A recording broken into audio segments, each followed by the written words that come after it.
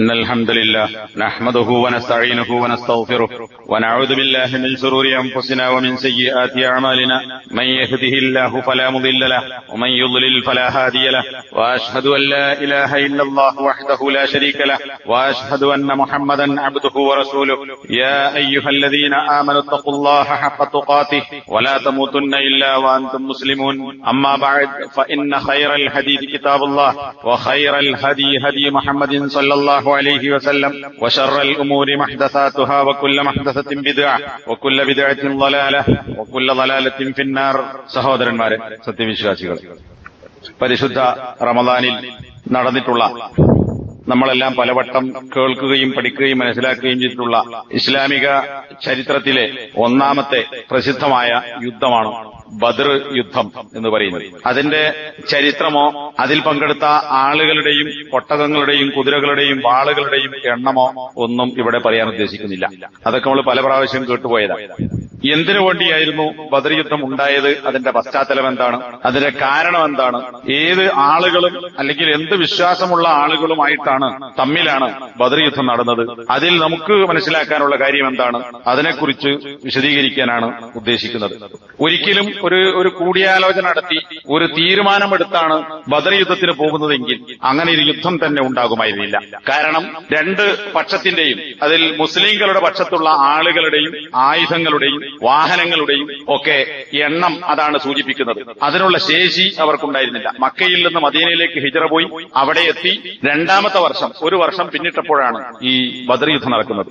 മാത്രമല്ല, യുദ്ധത്തിനു വേണ്ടിയല്ല നബിയും സഹാബത്തും മക്കയിൽ നിന്ന് പുറപ്പെട്ടത്. അബൂ സുഫിയാന്റെ നേതൃത്വത്തിലുള്ള ഷാമിൽ നിന്ന് തിരിച്ചു വരുന്ന കച്ചവട സംഘത്തെ തടയുക എന്ന ലക്ഷ്യമായിരുന്നു. ഒരു യുദ്ധത്തിനുള്ള ഉദ്ദേശം തന്നെ ഉണ്ടായിരുന്നില്ല.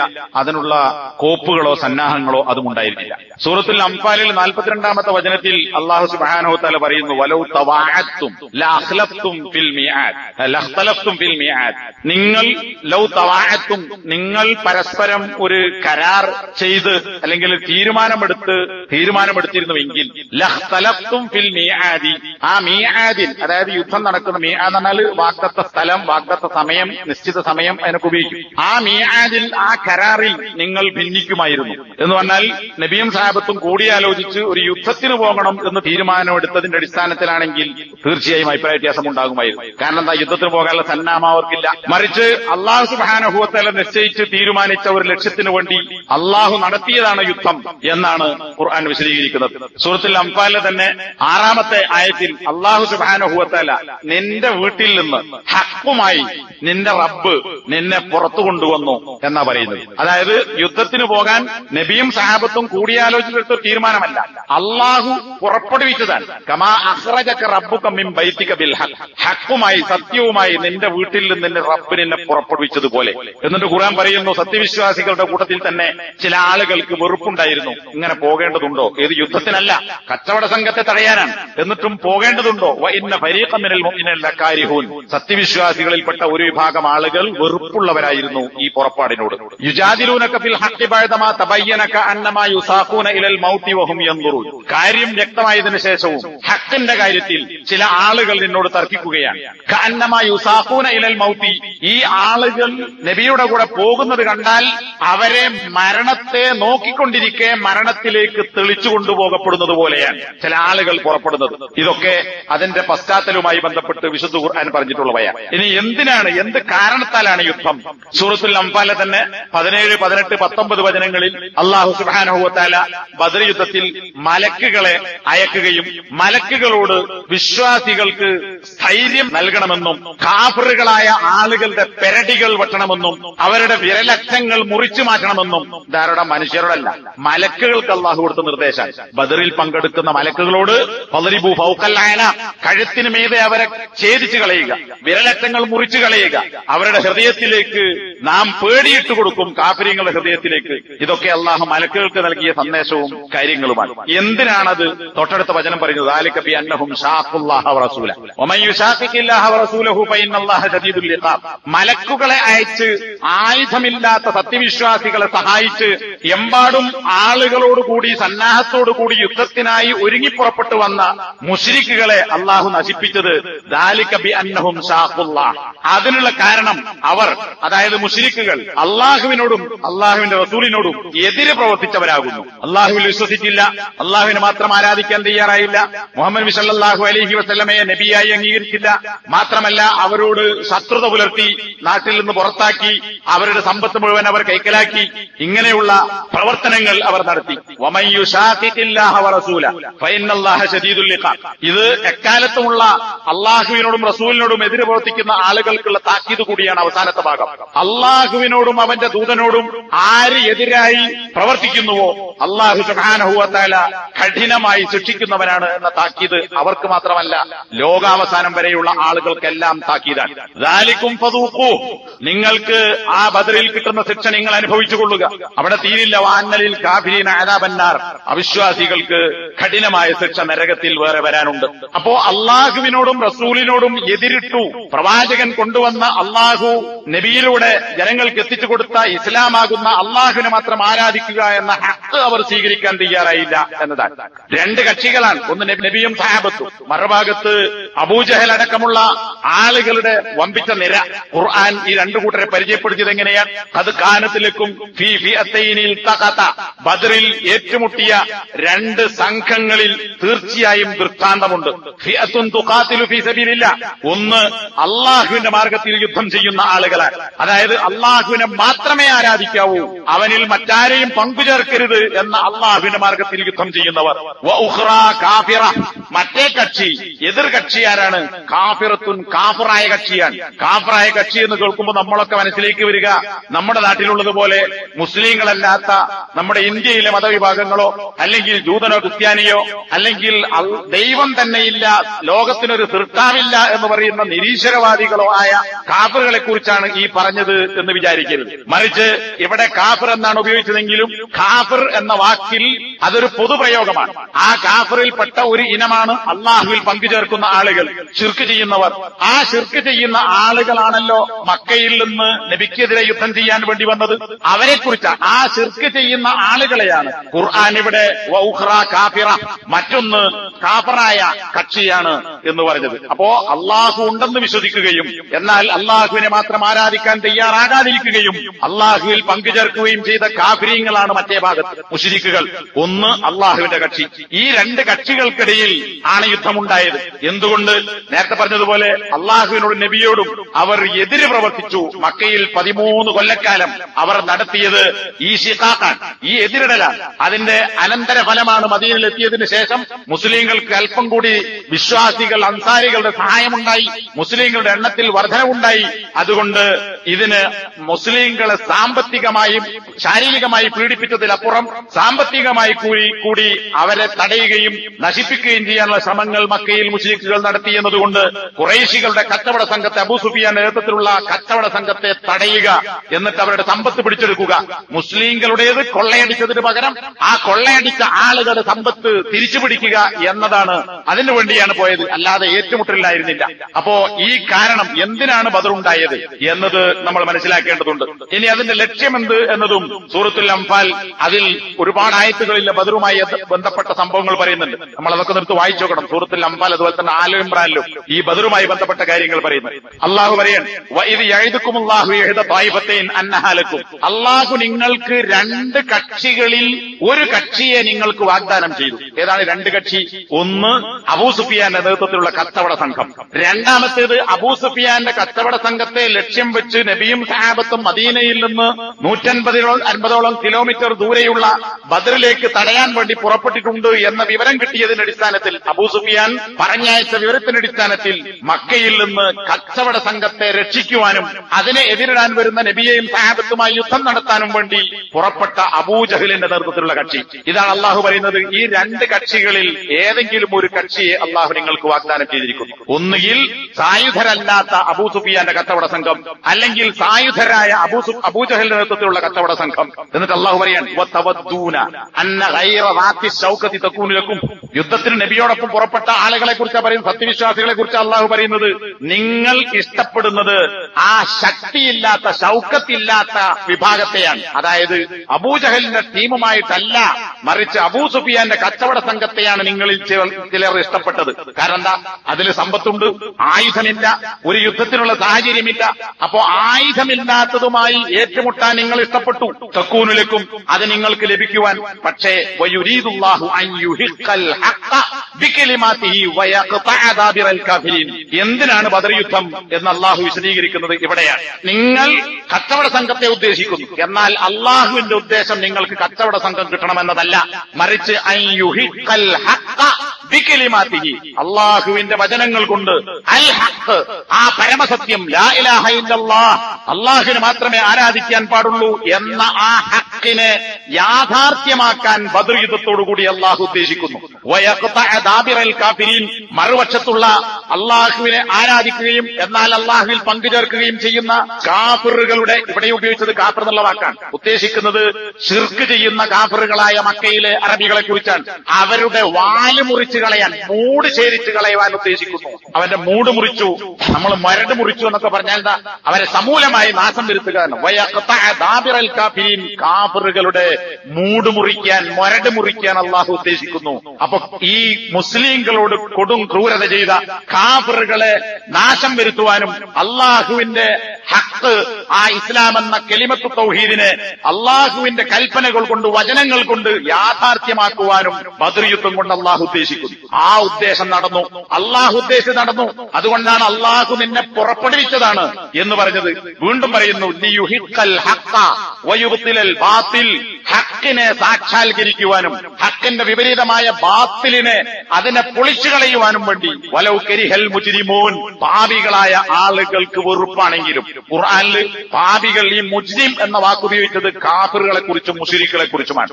അപ്പോ അവർക്ക് വെറുപ്പാണെങ്കിൽ പോലും ഹക്ക് ഹക്കാക്കുവാൻ, അതായത് ലാ ഇലാഹ ഇല്ലല്ലാഹ് എന്ന കലിമത്തിന് ബലം നൽകുവാനാണ്, അതാണ് യുദ്ധത്തിന്റെ ലക്ഷ്യം എന്ന് അല്ലാഹു സുബ്ഹാനഹു വ തആല പറയുന്നു. നേരത്തെ പറഞ്ഞ വലൗ തവാഅത്തും ലഖ്തലഫ്തും ഫിൽ മീആദ് എന്ന് പറഞ്ഞതിന് ശേഷം അല്ലാഹ് പറയാൻ, അല്ലാഹു ഉദ്ദേശിച്ച് നടപ്പിലാക്കുന്ന ഒരു പദ്ധതിയാണിത്. വലാകിൻ ലിയഖ്ദിയല്ലാഹ് അംറൻ കാന മഫ്ഊല, ഇവിടെ പ്രവർത്തിക്കപ്പെടേണ്ട, നടപ്പിലാക്കപ്പെടേണ്ട ഒരു കാര്യം നടപ്പിലാക്കാൻ വേണ്ടിയാണ് അല്ലാഹു സുബ്ഹാനഹു വ തആല ബദർ ഉണ്ടാക്കിയത്.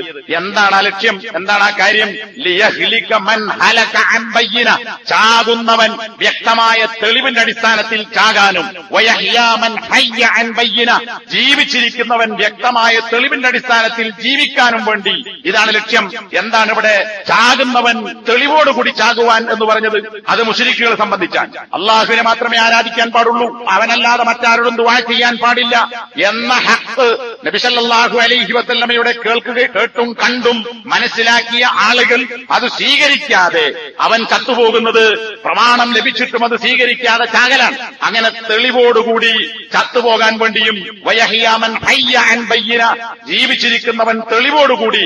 ഇതാ തൗഹീദിന്റെ ആളുകളെ, അവനിൽ വിശ്വസിച്ചവരെ, അവനിൽ പ്രതീക്ഷയർപ്പിച്ചവരെ, അവനിൽ തവക്കുലാക്കിയവരെ, അവന്റെ മാർഗത്തിൽ, അള്ളാഹുവിന്റെ മാർഗത്തിൽ ലാ ഇലാഹ ഇല്ലല്ലാഹ്ക്ക് വേണ്ടി യുദ്ധം ചെയ്യാൻ പോകുന്ന ആളുകൾക്ക് അള്ളാഹുവിന്റെ സഹായം കിട്ടുമെന്ന ആ ലാ ഇലാഹ ഇല്ലല്ലാഹയും അതുമായി ബന്ധപ്പെട്ട തെളിവോടുകൂടി ജീവിക്കുന്ന ആളുകൾ ഇനി ജീവിക്കുവാൻ വേണ്ടിയും. വഇന്നല്ലാഹ ലസമീഉൻ അലീം, തീർച്ചയായും അല്ലാഹു സുബ്ഹാനഹു വ തആല കേൾക്കുന്നവനും അറിയുന്നവനും തന്നെയാകുന്നു. അപ്പൊ നോക്കൂ, ഈ ലക്ഷ്യം ഒന്ന് അവരെ നശിപ്പിക്കുക, രണ്ടാമത്തേത് മരിക്കുന്നവൻ, യുദ്ധത്തിൽ മരിക്കുന്ന കാഫിറുകൾ തെളിവോടുകൂടി. എന്താ തെളിവ്? സത്യം സ്വീകരിച്ചില്ല, അതിനെ നിഷേധിച്ചുകൊണ്ടാണ് എന്ന തെളിവ്. മറ്റുള്ളവർ തൗഹീദ് അംഗീകരിച്ചു, അള്ളാഹുവിന്റെ മാർഗത്തിൽ പണിയെടുത്തു, അതുകൊണ്ട് അള്ളാഹുവിന്റെ സഹായമുണ്ടായി എന്ന തെളിവോടുകൂടി ജീവിക്കാൻ. അപ്പോ വളരെ വ്യക്തമാണ്, ലാ ഇലാഹ ഇല്ലല്ലാഹ് എന്നത് ഹക്കാണെന്ന് ബോധ്യപ്പെടാനും, ലാ ഇലാഹ ഇല്ലല്ലാഹയിൽ പങ്കുചേർക്കുന്ന ആളുകൾ ഹക്കിന്റെ ആളുകളല്ലെന്നും അവർക്ക് ദുനിയാവിലും ആഖിറത്തിലും രക്ഷയുണ്ടാവുകയില്ലെന്നും വ്യക്തമായി ബോധ്യപ്പെടാൻ വേണ്ടി അള്ളാഹു ആവിഷ്കരിച്ച് നടപ്പിലാക്കിയ ഒരു യുദ്ധമാണ് ബദർ യുദ്ധം എന്നത്. അതുകൊണ്ട് തന്നെ സൂറത്തുൽ അംഫാലിലെ 17-ാമത്തെ വചനം, അതിൽ നമുക്ക് കാണാം അള്ളാഹു സുബ്ഹാനഹു വ തആല ഈ യുദ്ധത്തെ അള്ളാഹുവിലേക്ക് ചേർത്ത് പറഞ്ഞു. യുദ്ധം ചെയ്തതാരാ? നബിയും സഹാബത്തും മലക്കുകളും, മറുപക്ഷത്ത് മുശ്രിക്കുകൾ. പക്ഷേ അല്ലാഹ് പറയാണ്, ഫലം തഖ്തുലൂഹും വലാകിന്നല്ലാഹ ഖതലഹും, നിങ്ങളല്ല അവരെ കൊന്നത്. ആര്? നബിയും സഹാബത്തും യുദ്ധം ചെയ്തു, മുശ്രിക്കുകളെ കൊന്നു. പക്ഷേ അല്ലാഹ് പറയാണ്, പറയാൻ, നിങ്ങളല്ല അവരെ കൊന്നത്, വലാകിന്നല്ലാഹ ഖതലഹും, എന്നാൽ അല്ലാഹുവാകുന്നു ആ ബദ്റിൽ മുശ്രിക്കുകളെ കൊന്നവൻ. കാരണം എന്താ? മുസ്ലിങ്ങൾ തീരുമാനിച്ചു പോയിരുന്നെങ്കിൽ നടപ്പിലാക്കാൻ കഴിയില്ല. മറിച്ച് അള്ളാഹുവിന്റെ അപാരമായ സഹായമുണ്ടായി. മലക്കുകൾ നേരിട്ടിറങ്ങി അവരുടെ പെരടി വെട്ടാൻ അള്ളാഹുവാണ് കൽപ്പിച്ചത്. നേരത്തെ ആയത്തിൽ നമ്മൾ മനസ്സിലാക്കി, വമാ റമൈത ഇദ് റമൈത വലാകിന്നല്ലാഹ റമ. നീയല്ല എറിഞ്ഞത്, നബിയോടാ പറയുന്നത്, നബിയെ നീയല്ല എറിഞ്ഞത്, എന്നാൽ അള്ളാഹുവാകുന്നു എറിഞ്ഞത്.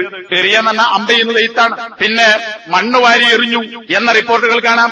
അങ്ങനെ ഈ പണിയൊക്കെ ചെയ്ത് ശത്രുക്കളെ നശിക്കാനുള്ള പ്രവർത്തനം നടത്തി. നീയല്ല എറിഞ്ഞത്, അള്ളാഹുവാകുന്നു എറിഞ്ഞത്. വലാകിന്നല്ലാഹ റമ, അള്ളാഹുവാണ് എറിഞ്ഞത്. വലിയുബ്ലിയൽ മുഅ്മിനീന മിൻഹു ബലാഅൻ ഹസന, അങ്ങനെ അതിലൂടെ മുസ്ലിങ്ങളെ വളരെ വ്യക്തമായ നല്ല ഒരു പരീക്ഷണത്തിന് വിധേയമാക്കാൻ വേണ്ടി കൂടുതൽ ആളുകളുമായി സായുധരല്ലാത്ത ചെറിയൊരു സംഘം ഏറ്റുമുട്ടുന്നതിലൂടെ വലിയൊരു പരീക്ഷണമാണ്. പക്ഷേ ആ പരീക്ഷണത്തിൽ അള്ളാഹു അവർക്ക് അനുഗ്രഹമായി പലതും ചെയ്തു കൊടുത്തിട്ടുണ്ട്. ഞാനതൊന്നും വിശദീകരിക്കുന്നില്ല. അങ്ങനെ കടുത്ത പരീക്ഷണത്തിന് വിധേയമായി ആ പരീക്ഷണത്തിൽ അള്ളാഹുവിന്റെ സഹായമുണ്ടായി, ഇനിയും ഉണ്ടാകും എന്ന് വിശ്വാസികൾക്ക് ബോധ്യപ്പെടുന്നതിന് വേണ്ടിയും അള്ളാഹു സുബ്ഹാനഹു വ തആല ഞാനാണ് കൊന്നത്, അള്ളാഹുവാണ് കൊന്നത്, അള്ളാഹുവാണ് എറിഞ്ഞത് എന്ന് അള്ളാഹുവിലേക്ക് ചേർത്തി പറഞ്ഞു എന്നതാണ്. അതിന് കാരണമായി പണ്ഡിതന്മാർ വിശദീകരിച്ചത് ഈ കാര്യങ്ങളാണ്. അപ്പോ എന്തിനായിരുന്നു, ആര് തമ്മിലായിരുന്നു? ഇനിയും ആ ആര് തമ്മിൽ എന്നത് ഒന്നുകൂടി വിശദീകരിക്കാം. മറ്റു കാര്യങ്ങളൊന്നും ഞാൻ ഇവിടെ ചർച്ച ചെയ്യുന്നില്ല. ഒരു ഭാഗത്ത് നബിയും സഹാബത്തും. ആരാണ് നബിയും സഹാബത്തും? അള്ളാഹുവിനോട് ദുആ ചെയ്യുന്നു. മാത്രമല്ല അള്ളാഹുവിനോട് മാത്രമേ ദുആ ചെയ്യുന്നുള്ളൂ. നമസ്കാരമുണ്ട്, നോമ്പുണ്ട്, സക്കാത്തുണ്ട്, ഹജ്ജുണ്ട്, നേർച്ചയുണ്ട്, ഇഅ്തികാഫുണ്ട്, ദാനധർമ്മങ്ങളുണ്ട്, സാമൂഹ്യക്ഷേമ പ്രവർത്തനങ്ങൾ, ആളുകളെ സഹായിക്കുന്ന പ്രവർത്തനങ്ങളുണ്ട്, ബുദ്ധിമുട്ടുന്നവരെ അവന് വേണ്ട കാര്യങ്ങൾ ചെയ്തു കൊടുക്കലുണ്ട്. ഇങ്ങനെയുള്ള ഒരുപാട് ഇബാദത്തുകൾ മുസ്ലിങ്ങൾ ചെയ്തിരുന്നു. ഈ പറയുന്ന എണ്ണിപ്പറഞ്ഞ കാര്യങ്ങളിൽ അതുപോലെ തന്നെ അള്ളാഹുവാണ് ലോകത്തെ നിയന്ത്രിക്കുന്നവൻ, അവനാണ് സൃഷ്ടാവ്, അവനാണ് മഴ വർഷിപ്പിക്കുന്നത്, അവനാണ് ജീവിപ്പിക്കുന്നത്, അവനാണ് മരിപ്പിക്കുന്നത്. ഇതൊക്കെ നബിയും സഹാബത്തും വിശ്വസിച്ചു. ഈ പറഞ്ഞ കാര്യങ്ങളിൽ ഒന്നൊഴിച്ച് ബാക്കി എല്ലാ കാര്യങ്ങളും അപ്പുറത്ത് നബിയോട് യുദ്ധം ചെയ്ത മുശ്രിക്കുകൾക്കും വിശ്വാസമുണ്ടായിരുന്നു. അവരും ഈ കാര്യങ്ങളൊക്കെ പ്രവർത്തിച്ചിരുന്നു. ഒരൊറ്റ വ്യത്യാസം മാത്രമേ ഉള്ളൂ. പ്രാർത്ഥന അള്ളാഹുവിന് മാത്രം നബിയും സഹാബത്തും. അപ്പുറത്ത് യുദ്ധം ചെയ്യുന്ന അബൂജഹലിന്റെ നേതൃത്വത്തിലുള്ള മക്കയിലെ അറബികൾ പ്രാർത്ഥന അള്ളാഹുവിനോട് ആപൽഘട്ടങ്ങളിൽ, സാധാരണ ചെറിയ കേസുകളിൽ അള്ളാഹു അല്ലാത്തവരോടുമാകാം. ഈ ഒരു വ്യത്യാസം മാത്രം. സാധാരണ നമ്മൾ കേൾക്കുന്ന കുറെ കാര്യങ്ങളുണ്ട്. ഒന്ന്, മക്കയിലെ അറബികൾ, നമ്മളിപ്പോ ഇബ്രാഹിമി മില്ലത്തിന്റെ ആളുകളാണ്. മില്ലത്ത് അബീക്കും ഇബ്രാഹിം എന്ന് മുസ്ലിങ്ങളെ ഖുർആനിൽ അള്ളാഹു വിശേഷിപ്പിച്ചിട്ടുണ്ട്. മക്കയിലെ മുശ്രിക്കുകളും കാഫറുകളും ഞങ്ങളും ഇബ്രാഹിമി മില്ലത്തിന്റെ ആളുകളായിരുന്നു. സൂറത്ത് ആലി ഇമ്രാനിലെ 95-ാമത്തെ വചനത്തെ വിശദീകരിച്ചുകൊണ്ട് ഫത്തബിഉ മില്ലത്ത ഇബ്രാഹിമ ഹനീഫൻ, അള്ളാഹുവിലേക്ക് ചായുന്ന ആ ഋജുവായ ഇബ്രാഹിമിന്റെ മില്ലത്തിനെ നിങ്ങൾ പിൻപറ്റുക, ഇബ്രാഹിം മുശ്രിക്കുകളിൽപ്പെട്ടവനായിരുന്നില്ല എന്ന ആയത്തിനെ വിശദീകരിച്ചുകൊണ്ട് ചില പണ്ഡിതന്മാർ മക്കയിലെ മുശ്രിക്കുകൾ ഞങ്ങൾ ഇബ്രാഹിമി മില്ലത്തിന്റെ ആ ആദർശത്തിന്റെ മതത്തിന്റെ പിന്തുടർച്ചക്കാരാണ് എന്നവർ അവകാശപ്പെട്ടിരുന്നു. അപ്പോൾ മതത്തെ പാടെ നിഷേധിച്ചവരല്ല, നബി തന്നെ ഇല്ലെന്ന് പറഞ്ഞവരല്ല, അള്ളാഹു തന്നെ ഇല്ലെന്ന് പറഞ്ഞവരല്ല. അങ്ങനെ പറയുകയാണെങ്കിൽ പിന്നെ ഞങ്ങൾ ഇബ്രാഹിമി മില്ലത്തിന്റെ ആളുകളാന്ന് പറയുന്നല്ലോ. ഇനി വ്യാഖ്യാനം മാത്രമല്ല, സഹീഹുൽ ബുഖാരിയിലെ 3828 നമ്പർ ഹദീസ്, അബൂബക്കർ സിദ്ദീഖ് റളിയല്ലാഹു അൻഹുവിന്റെ മകളായ അസ്മാ റളിയല്ലാഹു അൻഹ, ആയിഷ റളിയല്ലാഹു അൻഹയുടെ ജ്യേഷ്ഠ സഹോദരി ഉദ്ധരിക്കുന്ന ഒരു ഹദീസ്, സെയ്ദ് ഇബ്നു അംർ ഇബ്നു നുഫൈൽ എന്ന് പറയുന്ന ആളെ ഞാൻ പുറം കഅബയിലേക്ക് ചാരി വെച്ചുകൊണ്ട് കഅബക്കടുത്ത് അദ്ദേഹം ഇരിക്കുന്നതായി ഞാൻ കണ്ടു. ആരെ? സെയ്ദ് ഇബ്നു അംർ ഇബ്നു നുഫൈൽ എന്ന് പറയുന്ന ആൾ. അവിടെ കഅബയിലേക്ക് ചാരി ഇരുന്നുകൊണ്ട് അദ്ദേഹം പറയാൻ, ഖുറൈശികളുടെ സമൂഹമേ, അല്ലാഹുവാണ് സത്യം. കണ്ടോ, അല്ലാഹനെ വിളിച്ച സത്യം ചെയ്യുന്നത്. ലാത്ത ഉസ്സ സത്യമല്ല, വല്ലാഹ് അല്ലാഹുവാണ് സത്യം. മാ മിൻകും അലാ ദീനി ഇബ്രാഹിമ ഗൈരി. ഖുറൈശികളെ ആരെ വിളിക്കുന്നത്? മക്കയിലെ കാഫറുകളായ മുശ്രിക്കുകളെ വിളിച്ചുകൊണ്ട് പറയാൻ, ഖുറൈശികളെ, ഞാനല്ലാതെ ഇബ്രാഹിമിന്റെ മില്ലത്തിൽ വേറെ ആരുമില്ല. ഇവിടെ യഥാർത്ഥത്തിൽ ഇബ്രാഹിമി മില്ലത്തിൽ നിലകൊള്ളുന്നവൻ ഞാൻ മാത്രമാകുന്നു എന്ന് അദ്ദേഹം പ്രഖ്യാപിക്കുന്നു. അപ്പൊ എന്താ? ഇബ്രാഹിമി മില്ലത്തിലാണ് എന്ന് പറയുന്ന ആളുകൾ അദ്ദേഹം എതിർക്കുക. ഞാനാണ് യഥാർത്ഥ ഇബ്രാഹിം മില്ലത്തിന്റെ ആൾ. എന്നിട്ട് എന്താണ് അദ്ദേഹത്തെ കുറിച്ച് അങ്ങനെ പറയാൻ കാരണം? ജീവനോടെ കുഴിച്ചു മൂടപ്പെടുന്ന പെൺകുട്ടികളെ അദ്ദേഹം ജീവിപ്പിക്കുമായിരുന്നു. ജീവിപ്പിക്കുന്ന മാന്തിയെടുത്ത് ജീവിപ്പിക്കും. പെൺകുട്ടികളെ കൊല്ലാൻ വേണ്ടി ഉദ്ദേശിക്കുന്ന പുരുഷന്മാരോട് ഇദ്ദേഹം പറയുമായിരുന്നു, കൊല്ലല്ലേ, നിന്റെ മകളെ നീ കൊല്ലല്ലേ, ആ മകൾക്ക് ജീവിക്കാൻ ആവശ്യമായ ചെലവ് ഞാൻ കൊടുത്തോളാം, നിനക്കവളെ പോറ്റാൻ മടിയാണെങ്കിൽ, സമ്പത്തില്ലെങ്കിൽ അവളെ ഞാൻ പോറ്റിക്കൊള്ളാം, ഈ കുട്ടിയെ കൊല്ലല്ലേ എന്ന് പറയുകയും അദ്ദേഹം ഈ പെൺകുട്ടികളെ സ്വീകരിക്കുകയും എന്നിട്ട് അദ്ദേഹത്തിന്റെ ചെലവിൽ അദ്ദേഹം വളർത്തുകയും ചെയ്യും.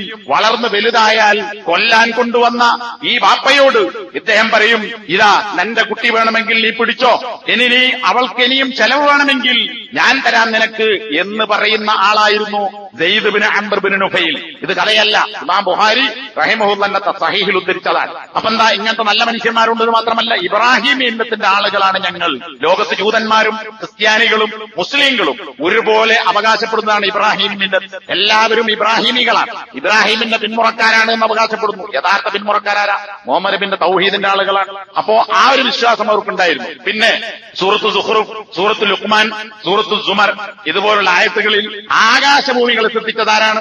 അവരെ, അതായത് മക്കയിലെ അറബികളെ, അള്ളാഹു അല്ലാത്തവരെ ആരാധിക്കുന്ന ഈ ആളുകളെ സൃഷ്ടിച്ചതാരാണ് എന്നൊക്കെ അവരോട് ചോദിച്ചാൽ എല്ലാ ആയത്തിലും കാണാം ലയഖൂലുന്നല്ലാഹ് ലയഖൂലുന്നല്ലാഹ് ലയഖൂലുന്നല്ലാഹ്, തീർച്ചയായും അള്ളാഹു തന്നെയാകുന്നു എന്നവർ പറയും. അപ്പൊ ഈ പ്രപഞ്ചത്തെ സൃഷ്ടിക്കാൻ അള്ളാഹു അല്ലാത്ത വേറെ ഒരു സൃഷ്ടാവുണ്ട് എന്ന് മക്കയിലെ മുശ്രിക്കുകൾ വിശ്വസിച്ചിട്ടില്ല.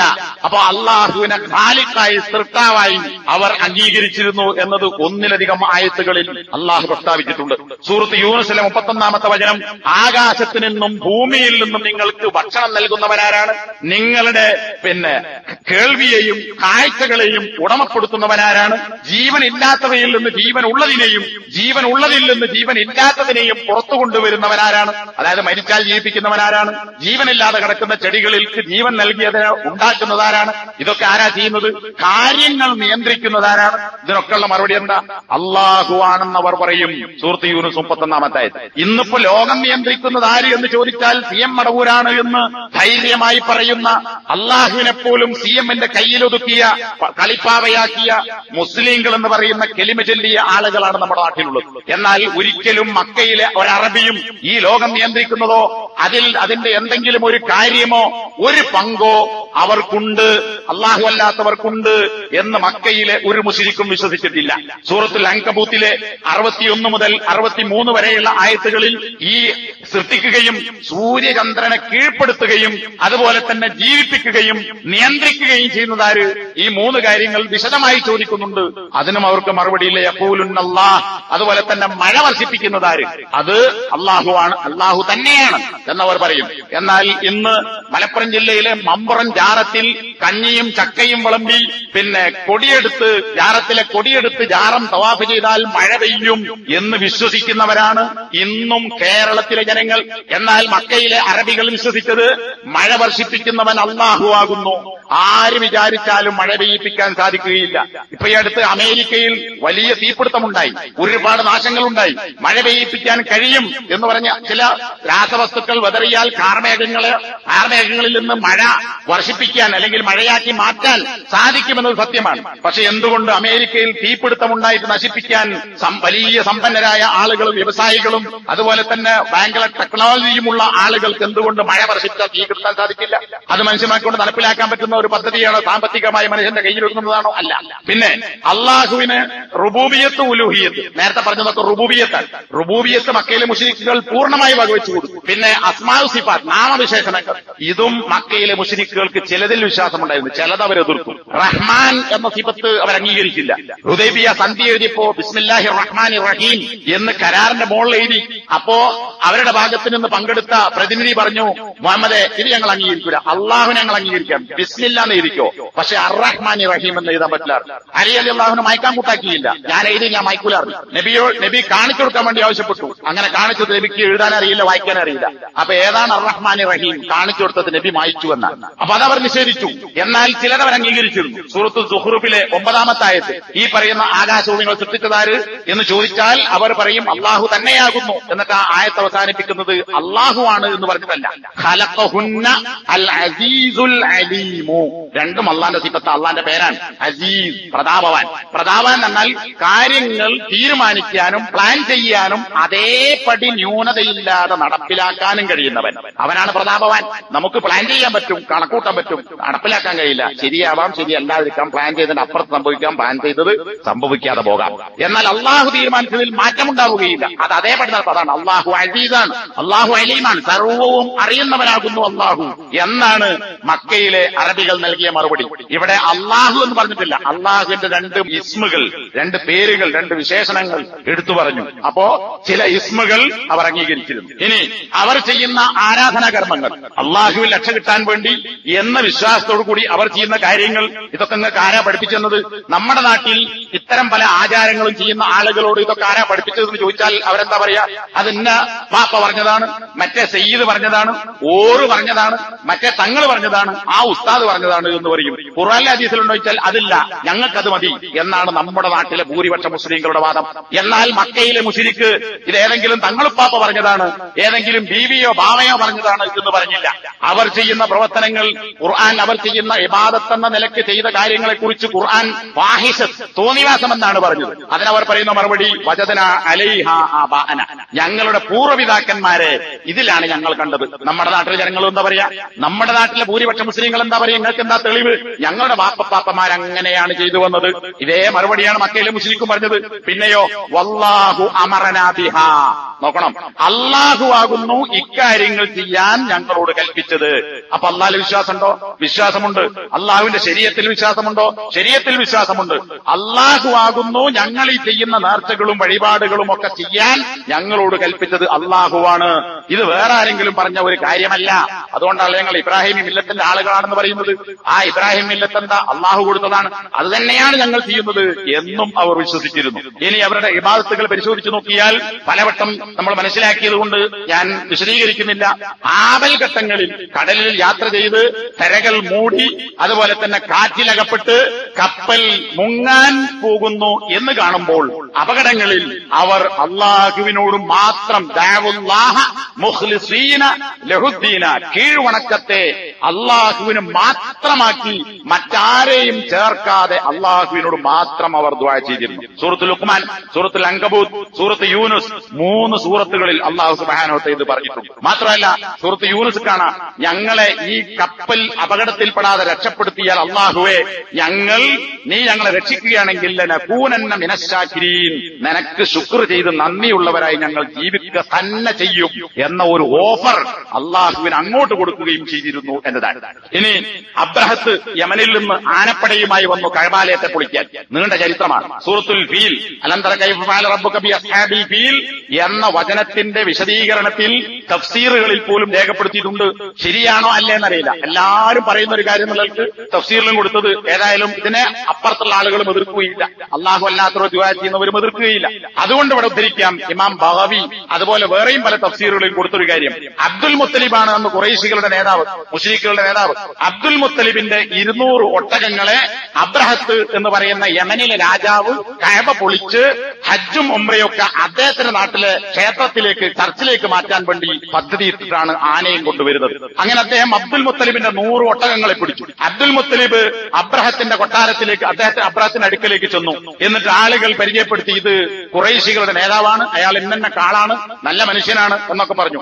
അദ്ദേഹത്തിന്റെ സൗന്ദര്യവും സ്വഭാവവും അതുപോലെ തന്നെ സംസാരവും ഒക്കെ കണ്ടപ്പോൾ ഈ അബ്രഹത്തിന് അബ്ദുൽ മുത്തലിബിനോട് ബഹുമാനം തോന്നി. അങ്ങനെ അദ്ദേഹത്തോട് ചോദിക്കാൻ വേണ്ടി ആവശ്യപ്പെട്ടു. പരിഭാഷകനാണ്, എന്താണ് അയാളുടെ ആവശ്യം? അപ്പൊ അബ്ദുൽ മുത്തലിബ് പറഞ്ഞു, എന്റെ 200 ഒട്ടകങ്ങളെ പിടികൂടിയിട്ടുണ്ട്, ഈ ഒട്ടകങ്ങളെ എനിക്ക് തരണം. അപ്പൊ അബ്രഹത്ത് പറഞ്ഞു, നിങ്ങളെ കണ്ടപ്പോഴും സംസാരം കേട്ടപ്പോഴും എനിക്ക് വലിയ ബഹുമാനം തോന്നിയിരുന്നു, എന്നാൽ ആ ബഹുമാനമൊക്കെ ഇല്ലാതായിപ്പോയി. അപ്പൊ അബ്ദുൽ മുത്തലിബ് ചോദിച്ചു അത്രേ, എന്താണ് നിങ്ങൾക്ക് എന്നോടുള്ള ബഹുമാനം ഇല്ലാതാകാറുണ്ടായ കാരണം? അപ്പോ അബ്രഹത്ത് പറഞ്ഞു അത്രേ, ഞാൻ നിന്റെ മതത്തിന്റെ വീട്ടിലേക്കാണ് വന്നത്, നിന്റെയും നിന്റെ ബാപ്പമാരുടെയും നിങ്ങളുടെ ശറഫ്, ശ്രേഷ്ഠതയും മഹത്വവും ഒക്കെയായ വീട്ടിലേക്ക്, അതേതാ കഅബാലയത്തിലേക്ക്. ആ കഅബാലയത്തെക്കുറിച്ച് ഒരക്ഷരം നീ എന്നോട് സംസാരിച്ചില്ലല്ലോ, എന്റെ 100 ഒട്ടകങ്ങളെ കുറിച്ചാണോ നീ എന്നോട് ചോദിക്കുന്നത്? അതുകൊണ്ടാണ് നിനക്ക് എന്നോട് ബഹുമാനമില്ലാതെ പോയത്. ഇത് കഅബ പൊളിക്കാൻ വന്ന ആളാണ് ഈ അബ്ദുൽ ചോദിച്ചത്. അതിന് അബ്ദുൽ മുത്തലിബിന്റെ മറുപടിയാണ് നമ്മൾ മനസ്സിലാക്കേണ്ടത്. അന റബ്ബു ഹാദിഹിൽ ഇബിൽ, ഈ 200 ഒട്ടകത്തിന്റെ റബ്ബ് ഞാനാണ്. റബ്ബ് എന്ന ഉടമസ്ഥൻ, ആ ഒട്ടകത്തിന്റെ ഉടമസ്ഥൻ ഞാനാകുന്നു. വ ഇന്ന ലിഹാദൽ ബൈത്തി റബ്ബൻ, നീ പൊളിക്കാൻ വന്ന കഅബാലയത്തിന് ഒരു റബ്ബ് വേറെയുണ്ട്. സയംനഉ അൻഹു മൻ യഖ്സിദുഹു ബിസൂഇൻ, കഅബാലയത്തെ നശിപ്പിക്കാൻ, ചീത്ത പ്രവർത്തിക്കാൻ ഉദ്ദേശിച്ചു വരുന്നവനെ അതിന്റെ റബ്ബായ ആള് സംരക്ഷിച്ചുകൊള്ളും.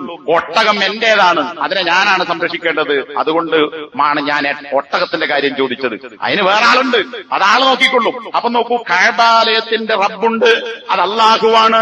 ആ റബ്ബ് കഅബാലയത്തെ രക്ഷിച്ചുകൊള്ളും. അതിൽ ഞങ്ങൾ ഇടപെടേണ്ടതില്ല. മനുഷ്യന്മാർ വിചാരിച്ചൊരു കാര്യമല്ല. കാരണം വമ്പിച്ച സൈന്യമാണ് വരുന്നത്. എന്നിട്ട് മാത്രമല്ല, അദ്ദേഹം കഅബാലയത്തിന്റെ അടുക്ക ചെന്നു. എന്നിട്ട് അവിടെ വെച്ച് ചില പദ്യങ്ങൾ പാട്ടുപാടി എന്ന് അദ്ദേഹത്തെ കുറിച്ച് കാണാൻ സാധിക്കും. യാ റബ്ബി ലാ അർജൂ ലഹും സിവാക, റബ്ബേ നീയല്ലാതെ ഇവർക്ക് വേറെ ആരുമില്ല കേട്ടോ. നമ്മുടെ നാട്ടിലെ മുസ്ലിങ്ങൾ എന്ന് പറയുന്ന ആളുകൾ എന്താ പാടുന്നത്? തങ്ങന്മാരെ വിളിച്ച് പറയാൻ, നിങ്ങളല്ലാതെ ഞങ്ങൾക്ക് വേറെ ആരുമില്ല ഇവിടെ, അതുകൊണ്ട് ഞങ്ങൾ എല്ലാ കാര്യങ്ങളും ശരിയാക്കി തരണമെന്നാണ്. ഇവിടെ അബ്ദുൽ മുത്തലിബ് പറയുന്നത്, അല്ലാഹുവേ നീയല്ലാതെ കഅബാലയത്തെ രക്ഷിക്കാൻ വേറെ ആരിലും ഞങ്ങൾക്ക് യാതൊരു പ്രതീക്ഷയുമില്ല. യാ റബ്ബി ഫംനഅ മിൻഹും ഹിമാക്, നിന്റെ സംരക്ഷിത കേന്ദ്രത്തെ, അതായത് കഅബാലയത്തെ അവരിൽ നിന്ന്, അതിനാൽ റബ്ബേ നീ സംരക്ഷിച്ച് കാത്തുകൊള്ളുക. വേറെയും കുറെ വരികളുണ്ട്. ഇത് നമുക്ക് അതിന്റെ കാതൽ അതിൽ നിന്ന് മനസ്സിലാക്കാൻ സാധിക്കും. അതുപോലെ തന്നെ ബദർ യുദ്ധമുണ്ടായി. ബദറിനെ കുറിച്ചാണ് നമ്മൾ പറഞ്ഞുകൊണ്ടിരിക്കുന്നത്. ബദർ യുദ്ധത്തിന് നബി സല്ലല്ലാഹു അലൈഹി വസല്ലമ തോളിൽ തട്ടം ഇട്ട് നിന്നേടത്ത് ഒരുപാട് സമയം കൈപൊക്കി അള്ളാഹുവിനോട് പ്രാർത്ഥിച്ചു. അങ്ങനെ പ്രവാചകന്റെ കൈ ഉയരുന്നതിനനുസരിച്ച് തട്ടം തോളിൽ നിന്ന് വീണുപോയി. ആരാ പ്രാർത്ഥിച്ചത്? അള്ളാഹുവിനോട്. നബിയെ എതിർക്കാനും അബൂ സുഫിയാന്റെ കച്ചവട സംഘത്തെ രക്ഷിക്കാനും വന്ന അബൂജഹൽ പ്രാർത്ഥന നടത്തി. ആരോടാ? ലാത്തയോടോ ഉസ്സയോടോ മനാത്തയോടോ അല്ല, അള്ളാഹുവിനോടാണ് പ്രാർത്ഥിക്കുന്നത്. ഇമാം അഹ്മദ് അദ്ദേഹത്തിന്റെ സുനനിൽ ഉദ്ധരിച്ച ഹദീസ് കാണാം, അല്ലാഹുമ്മ അഖ്തഅന റഹിം, അള്ളാഹുവേ രക്തബന്ധങ്ങളെ അവൻ മുറിച്ചിരിക്കുന്നു. ആര്? നബിനെ കുറിച്ച് പറയാൻ, ഞങ്ങൾ തമ്മിലുള്ള രക്തബന്ധങ്ങളെ മുറിച്ചവനാണവൻ. വഅതാന ബിമാ ലാ യുറഫ്, പരിചയമില്ലാത്ത എന്തോ ചില വാദങ്ങളുമായി മുഹമ്മദ് വന്നിരിക്കുന്നു.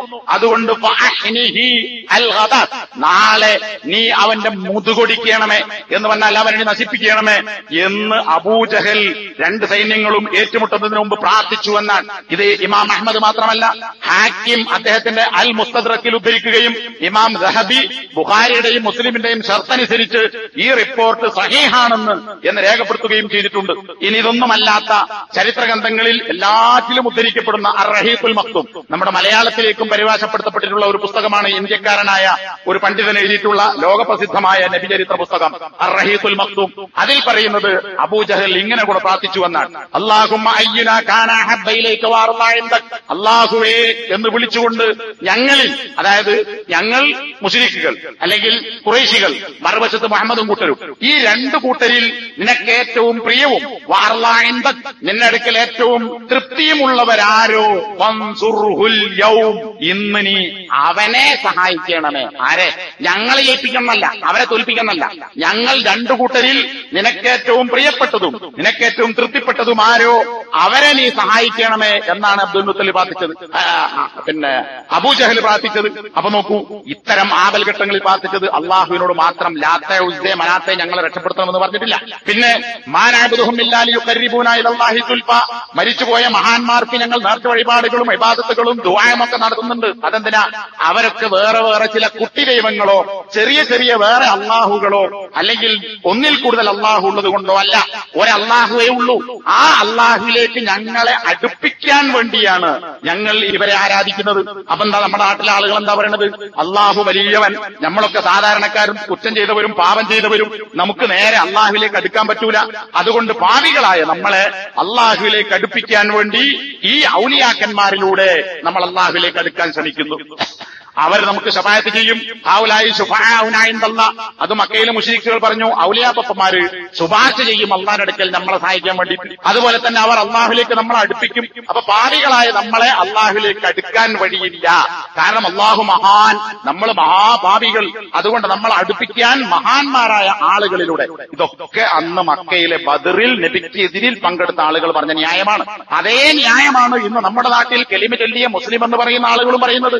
ഞങ്ങൾ ബദരീങ്ങളെ ആരാധിക്കുന്നില്ല, അബ്ദുൽ ഖാദർ ജീലാനിയെ ആരാധിക്കുന്നില്ല, അവർ ഇടയാളന്മാരാകുന്നു, മധ്യസ്ഥന്മാരാകുന്നു, അള്ളാഹുവിലേക്ക് ഞങ്ങൾ അടുപ്പിക്കും. രണ്ടും ഒരേ വിശ്വാസം. ഇനി മക്കയിലെ മുശ്രിക്കുകൾ നമസ്കരിച്ചിരുന്നു. സൂറത്തുൽ അംഫാൽ 35-ാമത്തെ വചനം. ഇനി ഹദീസുകളിൽ നമുക്ക് ആ കാര്യം കാണാൻ സാധിക്കും. ഇമാം മുസ്ലിം ഉദ്ധരിക്കുന്ന ഹദീസ്, അബൂദറുൽ ഗിഫാരി റളിയല്ലാഹു അൻഹു അദ്ദേഹം പറയാൻ, ഞാൻ മുഹമ്മദ് പ്രവാചകനായി നിയോഗിക്കപ്പെടുന്നതിന്റെ 2 വർഷം മുമ്പ് ഞാൻ നമസ്കരിച്ചിട്ടുണ്ട്. ആര്?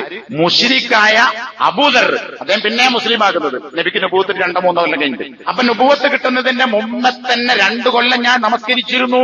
അപ്പോ അദ്ദേഹത്തോട് ചോദിച്ചു, നിങ്ങൾ എങ്ങോട്ടായിരുന്നു അന്ന് തിരിഞ്ഞത്? കഅബയിലേക്കാണോ ബൈത്തുൽ മഖ്ദിസിലേക്കാണോ? അതിന് അദ്ദേഹത്തിന്റെ മറുപടി, ഹൈതു വജ്ജഹനി അല്ലാഹ്, അള്ളാഹു എന്നെ എങ്ങോട്ട് തിരിച്ചു നിർത്തിയോ അങ്ങോട്ട് തിരിഞ്ഞാണ് ഞാൻ നമസ്കരിച്ചത്. ഇത് മുസ്ലിമിന്റെ ഹദീസാ. അപ്പം മുശ്രിക്കുകൾ നമസ്കരിച്ചിട്ടുണ്ട്. ഖുർആനും പറയുന്നു, ഹദീസും പറയുന്നു. നോമ്പ് നോറ്റിരുന്നു. ഏത്? മുഹറം 10 നോമ്പ് മക്കയിലെ മുശ്രിക്കുകളും നോൽക്കാറുണ്ടായിരുന്നു. ജൂത ക്രിസ്ത്യാനികൾ നോറ്റതുപോലെ മുഹമ്മദ് നബിയായി വരുന്നതിന്റെ മുമ്പ് തന്നെ നബിയും അന്ന് നോൽക്കാറുണ്ടായിരുന്നു, നബിയാകുന്നതിന്റെ മുമ്പ്. ഇമാം ബുഖാരി ഉദ്ധരിച്ച ഹദീസ്. ഇനി നേർച്ച, അതുപോലെ തന്നെ റമദാൻ മാസമുള്ള ഈത്തിക്കാഫ്. ഉമർ റളിയല്ലാഹു അൻഹു പറയാണ്, മുസ്ലിം ആയതിനു ശേഷം നബിയോട് ചോദിക്കുകയാണ്, ഞാൻ ജാഹിലിയത്തിൽ മസ്ജിദുൽ ഹറാമിൽ ഈത്തിക്കാഫ് ഇരിക്കാൻ വേണ്ടി നേർച്ചയാക്കിയിരുന്നു. നബിന്റെ മറുപടി എന്താ? അത് ജാഹിലിയത്തിലെ നേർച്ചയല്ലേ, അള്ളാഹ് സ്വീകരിക്കൂല, ഈ നേർച്ച നടപ്പിലാക്കേണ്ടെന്നല്ല. നബി അദ്ദേഹത്തോട് പറഞ്ഞു, ഔഫി ബിനദ്രിക്, ജാഹിലിയത്തിൽ നേർച്ചയാക്കിയാണെങ്കിലും ശിർക്കൻ പ്രവൃത്തിയല്ല ഇത്. മസ്ജിദുൽ ഹറാമിൽ ഈത്തിക്കാഫ് ഇരിക്കുക എന്നുള്ളത് സുന്നത്തായ കാര്യമാണ്, അതിലൊരു ശിർക്കുമില്ല.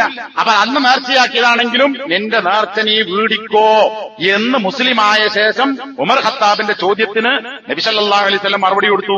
ഇമാം ബുഖാരി ഉദ്ധരിച്ച ഹദീസ്. അപ്പൊ എന്ത് മനസ്സിലായി?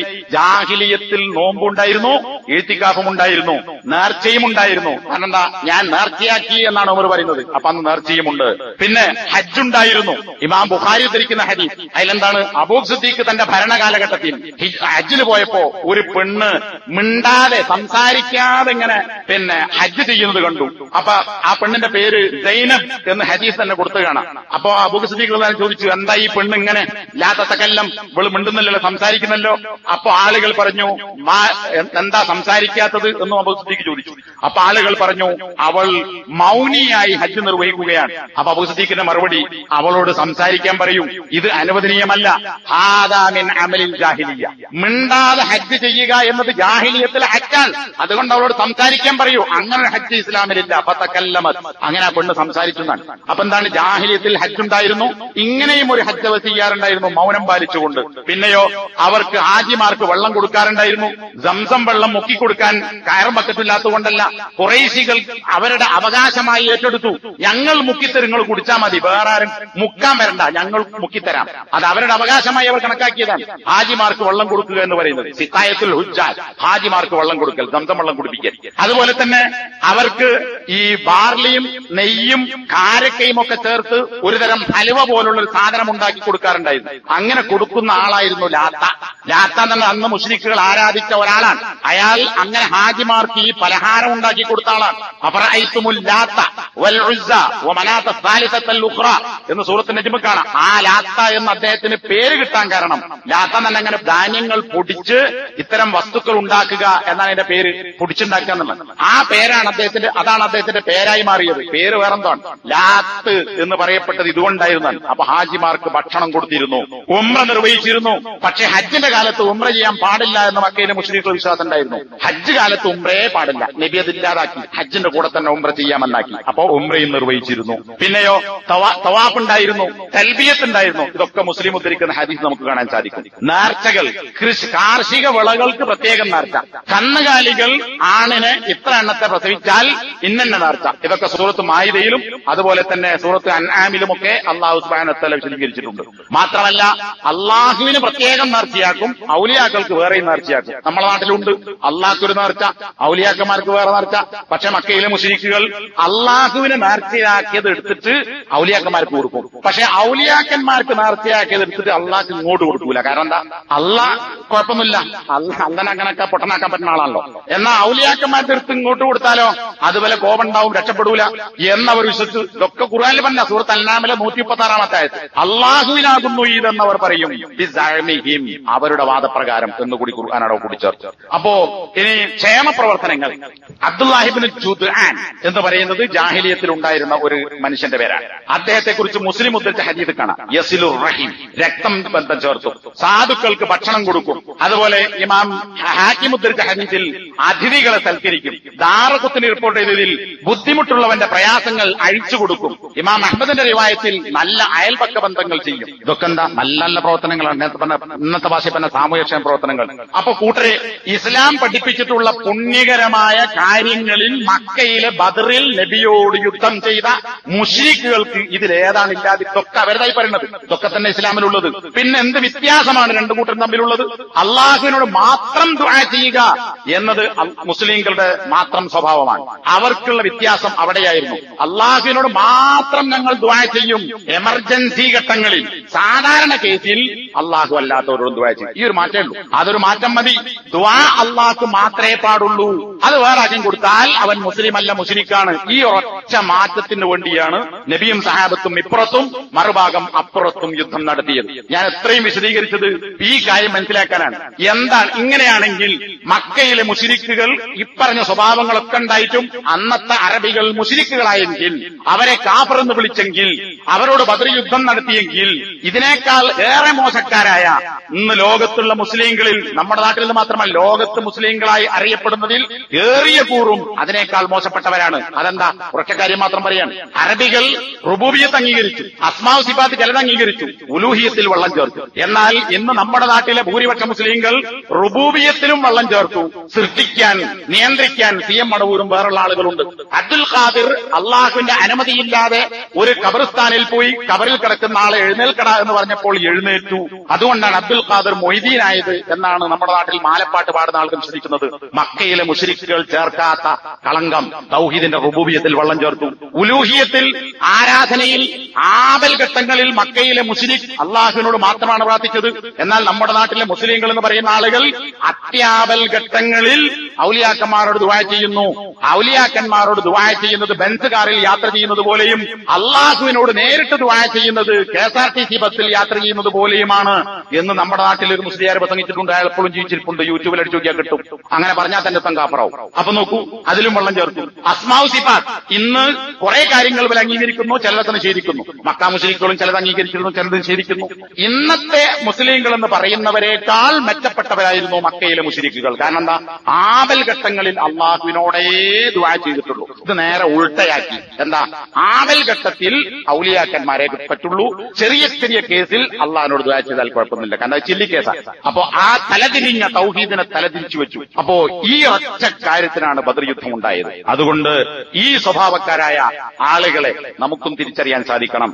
യഥാർത്ഥ മുസ്ലിങ്ങളെ തിരിച്ചറിയാൻ സാധിക്കണം. അള്ളാഹു അക്കൂട്ടരിൽ യഥാർത്ഥ മുവഹിദുകളിൽ യഥാർത്ഥ ബദരീങ്ങളിൽ നമ്മെ ഉൾപ്പെടുത്തി അനുഗ്രഹിക്കുമാറാകട്ടെ.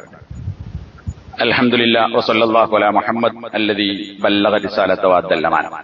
ഈ ഞായർ, തിങ്കൾ, ചൊവ്വ ദിവസങ്ങളിലും ഇനി റമളാന്റെ അവസാനം വരെ ഉണ്ടാവും നമ്മുടെ നാടുകളിലൊക്കെ പള്ളികളിൽ ബദർ അനുസ്മരണം, ബദരീങ്ങളെ ആണ്ട്, ബദരീങ്ങളെ നേർച്ച എന്ന് വരുമ്പോഴും ഈ നേർച്ചന്റെ ബോർഡ് കണ്ടിട്ടുണ്ട്. അതുപോലെ തന്നെ അനുസ്മരണം വേറൊരു വീഡിയോ കണ്ടു. ഇങ്ങനെ ഒരുപാട് കാര്യങ്ങൾ നടക്കാൻ പോവുകയാണ്. ഇതിലൊക്കെ ബദർ മാല പാടി ബദരീങ്ങൾ അള്ളാഹുവിനോട് മാത്രമേ ദുആ ചെയ്യാവൂ എന്നതിന് യുദ്ധം ചെയ്ത ആളുകൾ. ക്രിസ്ത്യാനികൾ തൗഹീദ് പഠിപ്പിക്കാൻ വന്ന ഈസാ നബിയെ അള്ളാഹുവിന്റെ പുത്രനാക്കി മാറ്റി ശിർക്കാക്കിയതുപോലെ അള്ളാഹുവിനോട് മാത്രമേ ദുആ ചെയ്യാൻ പാടുള്ളൂ എന്ന വിഷയത്തിൽ യുദ്ധം നടത്തിയ ബദരീങ്ങളോട് നിങ്ങളാണ് നമ്മളെ രക്ഷ, നമ്മളൊക്കെ കാര്യം ശരിയാക്കി തരണേ എന്ന് പ്രാർത്ഥിക്കുന്ന തൗഹീദിനെ ശിർക്കാക്കുന്ന അനുസ്മരണങ്ങളും നേർച്ചകളും ആണ്ടുകളുമാണ് ഇനി നടക്കാൻ പോകുന്നത്.